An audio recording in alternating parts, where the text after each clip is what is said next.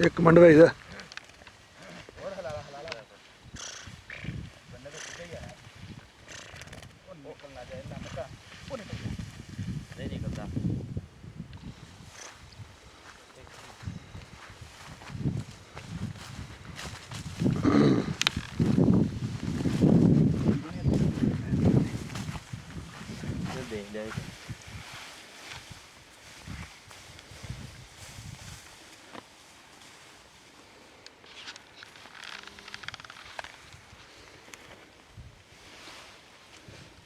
बड़े ध्यान नाल ਉਂਝ मारन लगा तो ਉਹਨੂੰ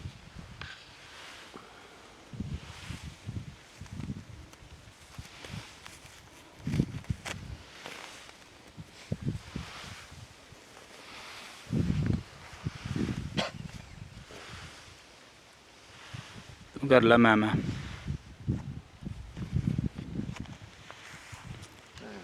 ਹੈਗੇ ਆ ਬਸ ਬੋਲਦੇ ਨੇ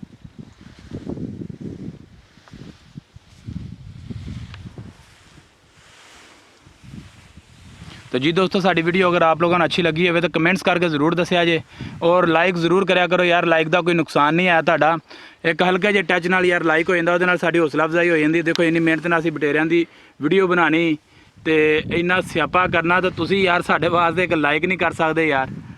लाइक ਤੇ ਕਮੈਂਟਸ ਜ਼ਰੂਰ ਕਰਿਆ ਕਰੋ ਯਾਰ ਸਾਡੀ ਵੀਡੀਓ ਨੂੰ ਤੇ ਜ਼ਿਆਦਾ ਸ਼ੇਅਰ ਵੀ ਕਰਿਆ ਕਰੋ ਤਾਂ ਕਿ ਸਾਡਾ ਚੈਨਲ ਹੋਰ ਗਰੋਥ ਕਰੇ। ਦੁਨੀਆ ਦੀ ਹਰ ਕੋਨੇ ਤੱਕ ਸਾਡਾ ਚੈਨਲ ਪਹੁੰਚੇ। हर दुनिया का परदेसी भाई इंजॉय करे वीडियो देख के।